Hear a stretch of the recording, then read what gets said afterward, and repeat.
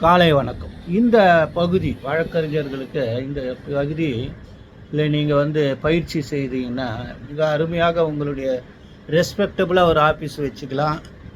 ஹைகோர்ட்டில் வந்து நல்லா ப்ராக்டிஸ் பண்ணலாம். தொழிலாளர்கள் இது இந்த எம்ப்ளாயீஸ் அரசு, மத்திய அரசு, மாநில அரசு, இதர இணையங்கள் அரசோடு தொடர்புடைய இணையங்களில் பெய்யவர்களுக்காக நீங்கள் வழக்கு நடத்துனீங்கன்னா அவர்கள் இதயத்தை ஈஸியாக வென்று விடலாம்.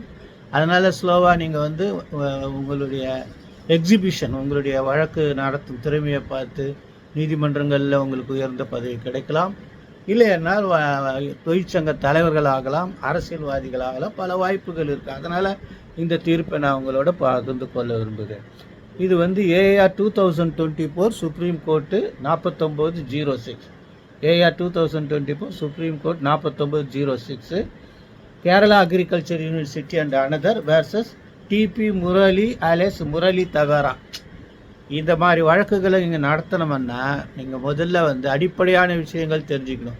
தொழிலாளர்னா தொழிலாளருடைய விதிகள் என்ன சொல்லுது, லேபர் லாஸ் என்ன சொல்லுது, டிபார்ட்மெண்டல் என்கொயரி, இண்டஸ்ட்ரியல் டிஸ்பியூட்டில் எப்படி நடத்தணும், இந்த அடிப்படை உரிமைகளை நீங்கள் தெரிஞ்சுக்கலாம். அதே நீங்கள் அரசு ஊழியர்களுக்கு அரசு ஊழியர்களோ அரசு உடன் இணையப்பட்ட இணைய அலுவலகத்தின் ஊழியர்களுக்கு வழக்கு மாநில அளவில் நடத்தினோம்னா அந்த மாநிலத்தினுடைய சட்ட விதிகள், அந்த ரூல்ஸ், சர்வீஸ் ரூல்ஸ் என்ன சொல்லுதுன்னு அதை நீங்கள் துல்லியமாக தெரிஞ்சு வச்சுக்கணும். மத்திய அரசுனா சிசிஎஸ் ரூல்ஸை பற்றி தெரிஞ்சு வச்சுக்கணும். முக்கியமாக அடுத்தது என்னன்னு கேட்டிங்கன்னா, இந்த ரூல்ஸு, இந்த மாநில அரசில்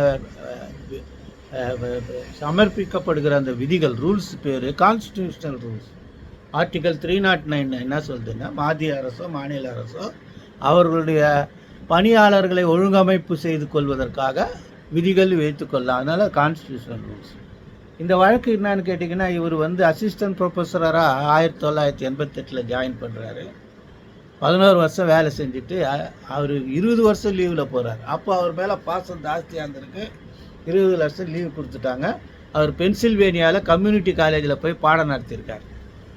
அதுக்கப்புறம் பார்த்தீங்கன்னா இப்போ 20 வருஷம் முடிஞ்ச உடனே அவர் இப்போ டியூட்டி ஜாயின் பண்ணலன்ன உடனே அப்போ வேறு ஏதோ அதிகாரி வந்து அதை ஷோகாஸ் நோட்டீஸ் கொடுத்து என்கொயரி வச்சு இது டிபார்ட்மெண்டில் என்கொயரி இனிஷியல் வச்சு அப்புறம் அதுக்கு ஒரு 3 கமிட்டி மெம்பரை போட்டு அவரை வந்து டெர்மினேட் பண்ணிடுறாங்க டியூட்டியை.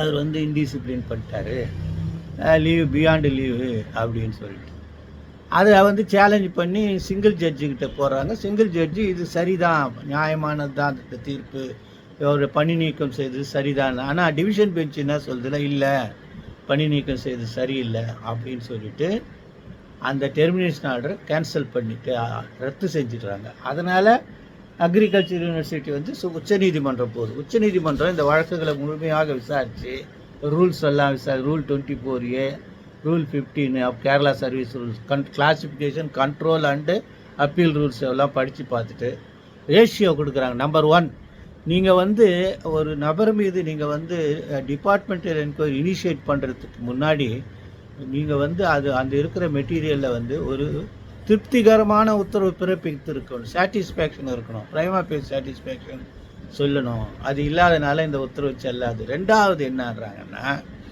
அவர் பல காரணங்கள் சொல்லியிருக்காரு, இமெயில் மூலமாக அமைச்சிருக்காரு, அவர் ஏன் அங்கே வர முடியல, அவருக்கு ஏன் உடல்நிலை சரி, அதையெல்லாம் அனலைஸ் பண்ணாமல் இருந்தது வந்து அது தவறாக இருக்குது. காரணங்கள் கொடுக்கப்பட்ட அந்த ரத்து உத்தரவில் காரணங்கள் ஏற்றுக்கொள்ளக்கூடியதாக இல்லை அப்படின்னு சொல்லிட்டு அது வந்து ஒத்துக்கல. சரி, கடைசியில் என்ன ஆச்சுன்னா இவரை வந்து டெர்மினேஷன் ரத்து பண்ணாலும் இவர் பணியில் சேர முடியாது. ஏன்னா சூப்பர் அனிவேஷன் அப்படின்னா வயது முதிர்வு ஆயிடுச்சு.